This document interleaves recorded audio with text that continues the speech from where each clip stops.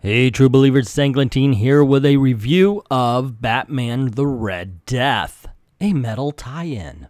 So, this is pretty interesting, actually. I like this more than I thought I would, because, once again, in the metal number 2 review, I mentioned how silly it was for them to have basically Justice League-style Batman. And let's make no mistake here, it's silly here too. Now, of course, just like all of them, it's got to have multiple covers. This is definitely my favorite. That's why I used it as a thumbnail. I'm probably going to say this on every one of the reviews I do of these tie-ins. Whatever the best cover is, I'm going to use it as a thumbnail. It just seems, you know, like that's the way it should go. Why not?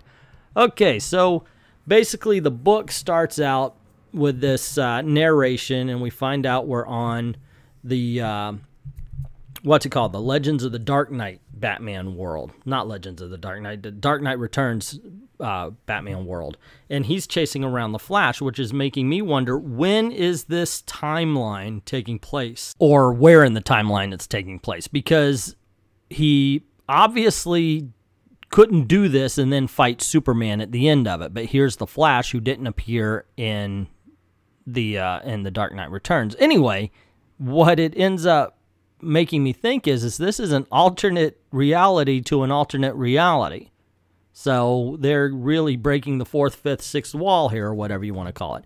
Anywho, I gotta say I kind of enjoyed it, because that particular Batman, the Dark Knight in that book, was so set on his mission that he was willing to do anything, and except for here, he gets downright murderous to somebody that he calls friend. So I would love to know what dragged him to that point. What made him become so obsessive that he's willing to kill Barry Allen in order to get what he needs done. And I also wondered how much would this actually work, where he knocks the Flash out and then ends up just basically tying him like a deer to the hood of his car with some sort of engine that works like the cosmic treadmill to access the speed force.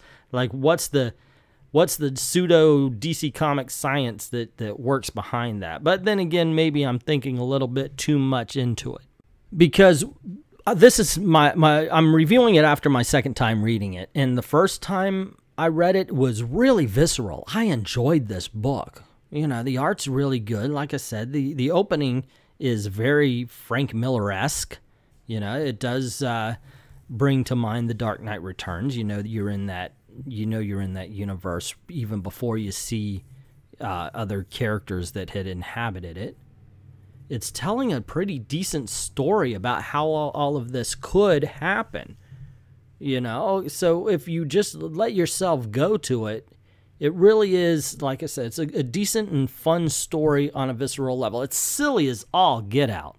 I mean, this is pure American cheese, but sometimes American cheese tastes good. And right here it does, you know, and obviously you can see just by the look of it.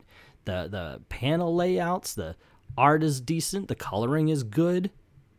There's really not too much to say negative about this book. I think it goes on a little bit. We get the point a lot sooner than the story gets us to the point, if that makes any sense.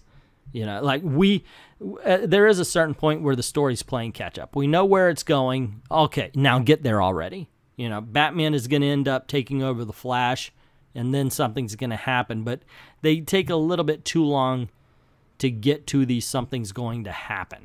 And when it finally does happen, when he gets to our Earth and he drains Wally West of the Speed Force and such, it kind of makes me wonder, okay, so what are the parameters here? What exactly can Batman/Flash do? Because not only does he do that, but our Barry Allen shows up, and Batman pretty much makes short work of him here as well. And I would have liked to have known exactly what he can do a little bit better. I'm hoping there's some more explanation coming up. I love this scene where Dr. Fate steps in and drags him out.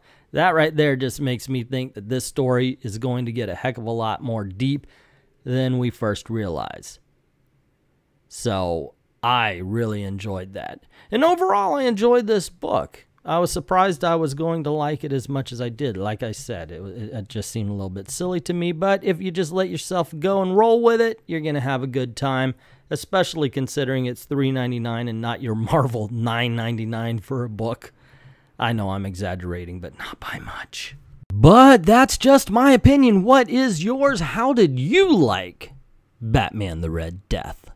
Did you like it? Did you hate it? Do you think it's kind of silly that Batman actually took down the Flash? Let me know in the comments below how you feel about this particular thing or the whole Metal story so far. Well, I'd like to know either way.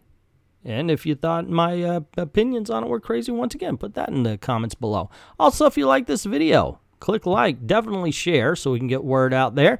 And if you haven't done it already, click subscribe and the notification bell so you don't miss anything else. And if you do like these videos and you don't mind helping us out, head on over to Patreon or VIDME. Links are in the description below. Drop $1 in the till. Help us keep the lights on and help us keep making videos for you because we love to do it. Either way, I'd like to thank everybody who's already done that, everybody who's thinking about that, and to all the true believers out there, thank you to everyone for watching.